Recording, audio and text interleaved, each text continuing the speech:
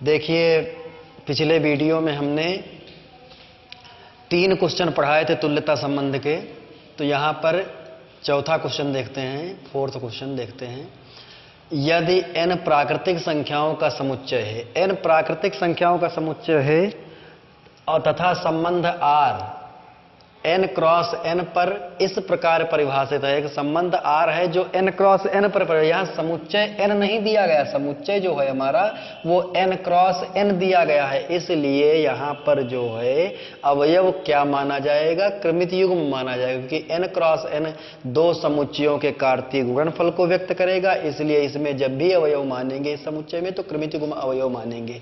इस पर n cross n पर परिभाषित है इस प्रकार की a, b। देखिए, जहां पर x लिखा होता था वहां पर a, b लिखा है और जहां पर y लिखा होता था वहां पर c, d लिखा। ये क्रमित युग्म के रूप में लिखे हैं। इसका अर्थ ये है कि ये दोनों अवयव n क्रॉस n के हैं, ना कि कैपिटल N के।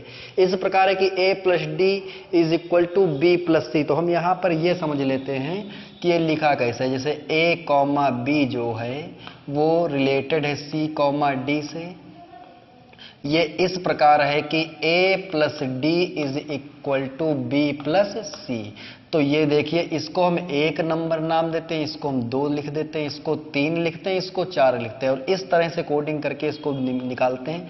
तो ये हमारा बनेगा 1, a को हमने 1 नंबर दिया, d को 4, तो 1 प्लस 4 बराबर हो जाएगा 2 प्लस 3। तो ये जो सिद्धांत हमने बनाया है 1 प्लस 4, पहले अवयव में जो क्रमित युग्म पहला होगा उसका पहला अवयव जो होगा जो दूसरा क्रमित युग्म उसके चौथे अवयव में जुड़ा, उसके दूसरे अवयव में जुड़ा, उसको 4 नंबर दिया। तो जो पहली संख्या है वो किस में जोड़ी गई है? चौथी में। और जो दूसरी है संख्या है वो तीसरे में जोड़ी गई। ये ध्यान रखना, 1 प्लस 4 बराबर 2 प्लस 3। यहाँ पर 1, 2 पहले क्रमित युग्म के अवयव के लिए आया और 3, 4 दूसरे क्रमित युग्म के अवयवों के लिए आया है। अब हमें यह सिद्ध करना है कि यह एक तुल्यता संबंध है। तो पहले नंबर पर हम तुल्यता संबंध में क्या सिद्ध करना? स्वतुल्य है, संक्रमक है और सममित है। तो यहाँ पर स्वतुल्य संबंध कैसे सिद्ध करेंगे? देखिए, a, b related to c, d। इसको पढ़ते हैं इफ एंड ओनली इफ, यदि और केवल यदि a plus d is equal to b plus c. इसका अर्थ जो बीच में लिखा हुआ, तो यदि ये कथन ज्ञात है तो उसका परिणाम ये आएगा, और यदि ये इधर का लिख लेते हैं तो उसका परिणाम ये आएगा। दोनों एक दूसरे के लिए होते हैं। तो यहां पर ये लिखा गया है, यदि हम a, b r के दोनों ओर, इधर c, d लिखा है तो c, d न लिखकर a, b ही कर देते हैं। x रिलेटेड टू x पढ़ते थे, r के दोनों ओर एक ही लिखा है तो जो क्रमित युग्म इधर लिखा वही क्रमित युग्म इधर लिख देते हैं। तो ये क्या आ जाएगा? देखिए, नियम जो था हमारा वो पहले में हमने चौथा जोड़ा था और दूसरे में तीसरा जोड़ा था। तो ये पहला होगा, ये दूसरा होगा, ये तीसरा होगा और ये चौथा होगा। तो a में क्या जोड़ा जाएगा? b जोड़ा जाएगा। पहले में हमने चौथा जोड़ दिया, a में b जोड़ दिया, और दूसरे में तीसरा जोड़ेंगे तो b प्लस a जोड़ेंगे। ये हमारा आएगा। क्या a plus b plus a के बराबर है? तो ये बराबर है, क्योंकि योग के क्रम विनिमय नियम के अनुसार a प्लस b बराबर b प्लस a। तो इसलिए r जो है हमारा वो क्या हो जाएगा? स्वतुल्य हो जाएगा, क्योंकि a प्लस b बराबर b प्लस a के। और ये क्यों बराबर है? क्योंकि योग के क्रम विनिमय नियम के अनुसार a प्लस b बराबर किसके होता है? b प्लस a के। तो इसलिए ये हमारा स्वतुल्य हो गया। जिस कथन द्वारा, जिस प्रतिबंध द्वारा a, b का संबंध c, d से था, उसी कथन द्वारा या उसी प्रतिबंध द्वारा a, b से संबंधित है, इसलिए स्वतुल्य है। दूसरे नंबर पर हम सममित की बात करते हैं। तो a, b related to c, d ये हो गया। इफ एंड ओनली इफ क्या लिखा हुआ है? a plus d is equal to b plus c. हमें इसको उलट पलट देना है, c, d इधर ले आना है और a, b इधर ले आना है। तो यहां पर देखिए, इसको हम जो इधर लिखा हुआ है b प्लस सी RHS में, उसको LHS में लिखेंगे और इधर हम ये लिख देंगे a plus d. B plus c को क्या लिख सकते हैं, सी प्लस बी लिख सकते हैं, और इसको क्या लिख सकते हैं, डी प्लस ए। योग के क्रम विनिमय नियम के अनुसार हमने प्रयोग किया तो बी प्लस सी को सी प्लस बी लिख सकते हैं, और इसे क्या लिख सकते हैं, डी प्लस ए लिख सकते हैं। अब देखिए यहां पर नियम हमारा वही है, पहले में हमने चौथा जोड़ा, तो देखिए यहां पर आर, इधर ये लिखेंगे, इधर ये लिख लेंगे। देखो ये पहला है, ये दूसरा स्थान, ये तीसरा स्थान, ये चौथा स्थान, तो ये यहां पर पहले में चौथा जोड़ा गया है, तो ये सी पहले नंबर पर होगा, और जो इसमें जोड़ा गया है वो चौथे नंबर पर होगा, ये पहला। अब बचा दूसरा तीसरा, तो डी यहां हो जाएगा, ये दूसरा है, और ये तीसरा है, तो ए यहां हो जाएगा। देखिए यहां पर a comma B related to C comma d था, तो हमने क्या प्रूफ कर दिया, c comma D related to a comma b, तो इसलिए आर जो है हमारा वो सममित भी हो जाएगा, अर्थात ए कॉमा बी और सी कॉमा डी के स्थान आपस में हम परिवर्तित कर देंगे तो भी उसी कथन या उसी प्रतिबंध द्वारा ये परिभाषित हो जाएंगे। अब इसके बाद संक्रमक की बात हम करते हैं। संक्रमक की तीसरे नंबर पर संक्रमक संबंध हम प्रूफ करेंगे।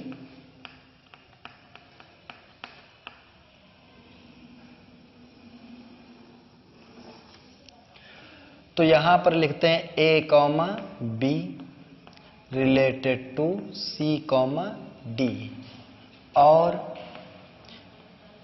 n क्रॉस n का कोई एक अवयव और मान लेंगे, c comma D related to e comma f. भाई ए बी सी डी तक पहुंच गए तो ई एफ अगला मान लेते हैं, क्योंकि जब हमें संक्रमक सिद्ध करना होता है तो उसमें हमें तीन अवयव चाहिए।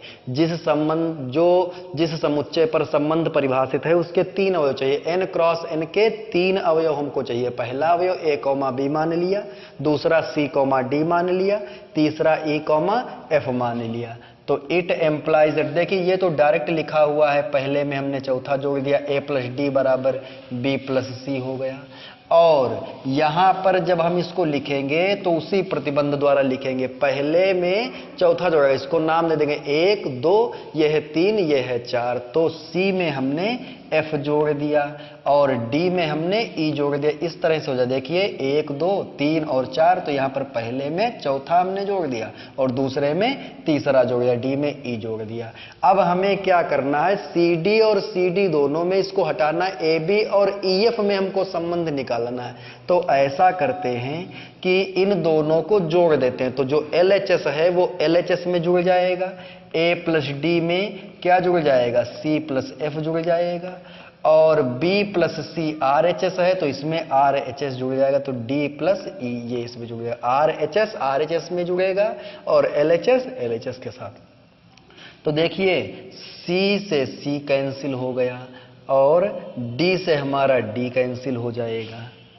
यहां पर इफ एंड ओनली इफ लगा लीजिए, इफ एंड ओनली इफ। तो यहां पर क्या हो जाएगा, A plus f is equal to b plus a. अभी हमने सममित में लिखना इसको बताया था। इसको यदि हम संबंध आर में लिखेंगे तो क्या लिखेंगे, कॉमा लगा कर लीजिए इस तरह से। ये तो ये पहला स्थान है, ये दूसरा है, ये तीसरा स्थान है और ये चौथा स्थान। तो देखिए पहले में चौथा जोड़ा गया, तो यदि ए यहां पर होगा तो चौथा नंबर कहां पर आएगा, यहां पर आएगा, तो ये हो जाएगा। और दूसरे में तीसरा जोड़ा गया तो B यहां पर होगा, तो तीसरा जो E है वो यहां पर होगा। अब ध्यान से देखिए, A comma B C comma D, A comma B related to C comma D और C comma D related to E comma F. अब यहां पर A कॉमा बी इधर है, E कॉमा एफ इधर, अर्थात C कॉमा डी हट गया, इसलिए R क्या हो जाएगा, संक्रमक भी हो जाएगा। क्या हो जाएगा, संक्रमक हो जाएगा, संक्रमक है, लिखेंगे।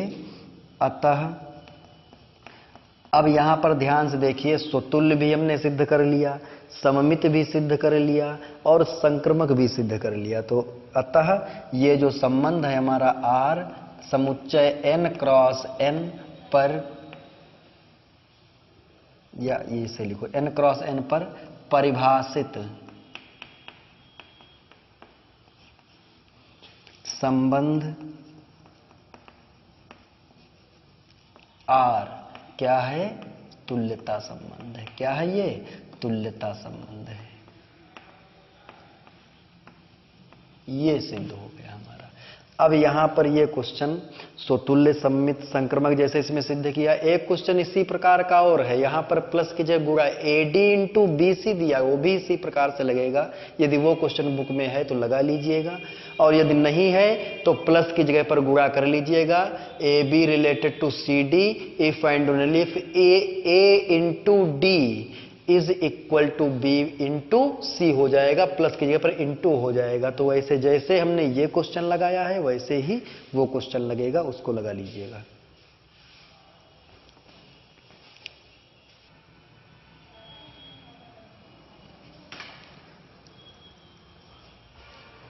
अगला क्वेश्चन देखते हैं। सिद्ध कीजिए कि वास्तविक संख्याओं के समुच्चय में परिभाषित संबंध R x, y such that mod x is equal to mod y एक तुल्यता संबंध है। तुल्यता संबंध में बता दिया था स्वतुल्य, सममित और संक्रमक 3 प्रूफ करने। पहले नंबर पर स्वतुल्य, देखिए यहां पर x, y r का अवयव है, इसलिए इसको लिखेंगे x रिलेटेड टू y। इस प्रकार है कि मॉड x बराबर मॉड y, तो स्वतुल्य में हमें x रिलेटेड टू x चाहिए। इसका अर्थ ये हुआ कि x, x इसका अवयव होगा। तो जब x, x हो जाएगा तो ये क्या हो जाएगा, इसमें हम एम्प्लाइज दैट लिखते हैं mod x is equal to क्या हो जाएगा, मॉड x। चूंकि मॉड x और मॉड x दोनों इक्वल होंगे, इसलिए लिखेंगे चूंकि mod x is equal to mod x। ये जो है हमारा ये कथन जो है वो सत्य है।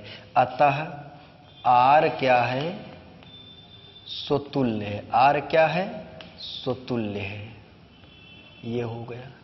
इसके बाद में जब हम सममित प्रूफ करते हैं तो देखिए x रिलेटेड टू y लिखते हैं। इससे हम शुरुआत करते हैं कि यदि x, y r का अवयव है तो y, x भी r का अवयव होगा। y और x के स्थान ही हमें बदलने। तो ये क्या दिया जा रहा है कि यदि x, y r का अवयव है तो mod x is equal to mod y होगा। हम ऐसा करते हैं कि यहाँ mod y is equal to mod x लिख लेते हैं, mod y is equal to mod x लिख लेते हैं, उलट देते हैं। इसको RHS को LHS में ले आते हैं और LHS को RHS में ले जाते हैं। तो यहाँ पर देखिए y के स्थान पर x के स्थान पर y आ गया और y के स्थान पर x आ गया। तो इसको हम ये लिख सकते हैं y रिलेटेड टू x।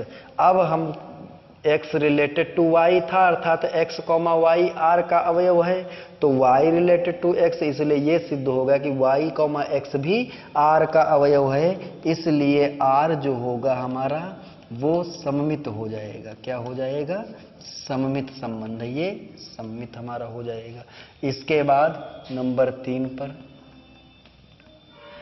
संक्रमक संबंध कैसे प्रूफ करेंगे। तो संक्रमक संबंध प्रूफ करने के लिए हम क्या करते हैं, यहां पर x, y दिया गया, z एक और मान लेते हैं। संक्रमक संबंध जब प्रूफ करते हैं तो x रिलेटेड टू y लिखते हैं और लिखते हैं y रिलेटेड टू z, और इन दोनों के प्रयोग से हम x और z में संबंध निकालते हैं।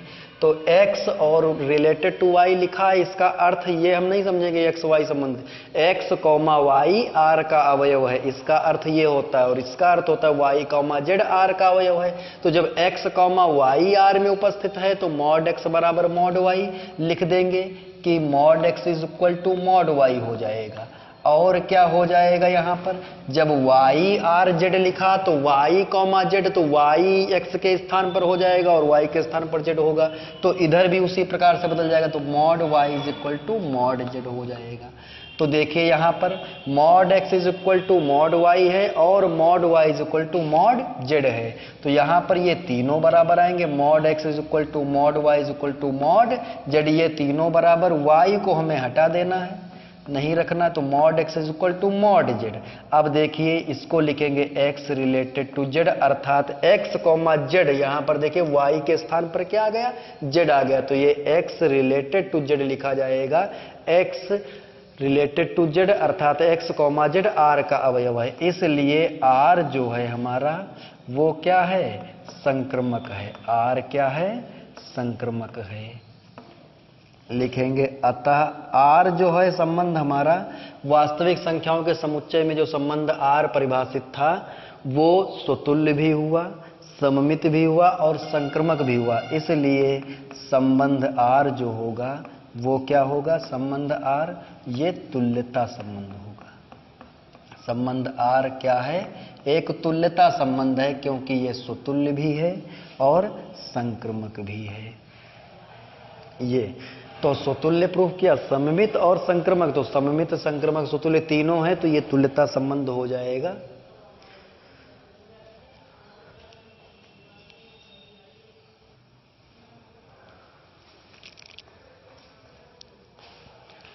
देखिए ये क्वेश्चन देखिए, अभी तक ऐसे क्वेश्चन पढ़ रहे थे जो नियम विधि द्वारा लिखे हुए हैं। r बराबर x, y इस प्रकार है कि कोई कथन दिया होता था, लेकिन यहाँ पर समुच्चय में अवयव दिए जा रहे हैं। समुच्चय 1 2 3 ये एक समुच्चय है, इसमें परिभाषित एक संबंध r बराबर जो संबंध दिया गया है वो उसमें अवयव दिए गए 1, 1, 2, 2, 3, 3, 2, 3, 1, 2। ये जो संबंध r इस तरह से लिखा हुआ ये स्वतुल्य तो है, परंतु सममित और संक्रमक नहीं। तो स्वतुल्य में हमने सभी लोगों को ये बताया था, हमने बताया था कि x रिलेटेड टू y होता है, तो इसका अर्थ है कि x रिलेटेड टू x, अर्थात x, y यदि r में उपस्थित है तो ऐसे अवयव भी होंगे x, x भी r में उपस्थित हो। जो पहले स्थान पर लिखा वही दूसरे स्थान पर लिखा होगा। तो क्या ऐसे अवयव हैं? जैसे समुच्चय 1 2 3 की हम बात करें, समुच्चय के अवयव 1 2 3 हैं, तो क्या कोई अवयव 1, 1 है r में उपस्थित है? 2, 2 लिख लेंगे एंड 3, 3 लिख लेंगे। ये जो 1, 1 अर्थात 1 जो है वो 1 से संबंधित है, 2 2 से संबंधित, 3 3 से संबंधित। ये उसी प्रकार से जैसे x x से संबंधित होता था, जो पहला अवयव है वही दूसरा। ये तीनों संबंध r के अवयव हैं, इसलिए ये जो r होगा वो हमारा स्वतुल्य होगा। क्या होगा?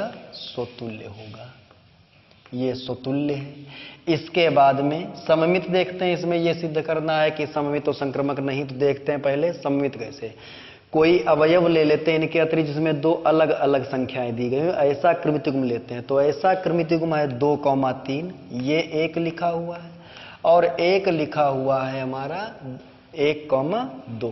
तो यहाँ पर 2, 3 r में उपस्थित है, तो जैसे x, y r में उपस्थित होता था तो y, x भी r में उपस्थित होना चाहिए। तो इसका अर्थ ये हुआ कि 3, 2 जो होगा वो भी r में उपस्थित होना चाहिए। क्या 3, 2 r में, 3, 2 r में है? ये कृमितिगुम है? नहीं है।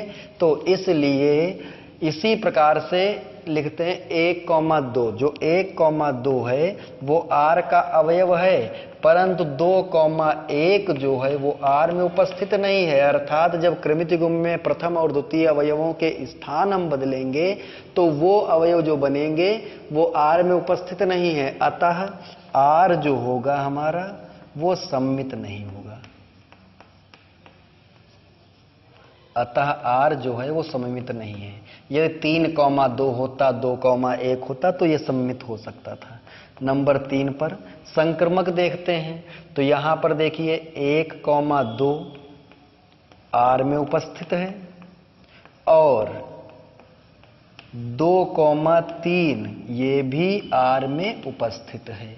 तो यहां पर इट एम्प्लाइज दैट, देखिए x इसको मानिए, y इसको मानिए। x y से रिलेटेड है, x related to y and y related to z। तो y की जगह पर 2 है, x की जगह पर 1 है और z की जगह पर 3 है।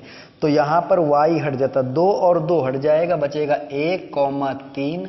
क्या 1, 3 r में उपस्थित है? देखिए 1, 3 r में कहीं दिया नहीं गया, ये नहीं उपस्थित है। अतः r संक्रमक भी नहीं है।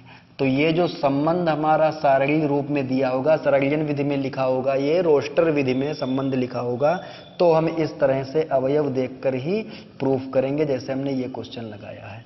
यहाँ पर 1, 2 r में है, 2, 3 r का अवयव है, परंतु 1, 3 जब 2 को हम हटा देंगे तो बचेगा 1 और इधर 3, तो 1, 3 r में उपस्थित नहीं, इसलिए ये संक्रमक नहीं है। तो यहाँ पर स्वतुल्य, सममित और संक्रमक कैसे हमें लगाना है इस क्वेश्चन को, जब ये रोस्टर विधि में दिया होगा इस तरह से, जैसे अवयव दिए हैं उसी प्रकार से मानकर लगाते जाइए।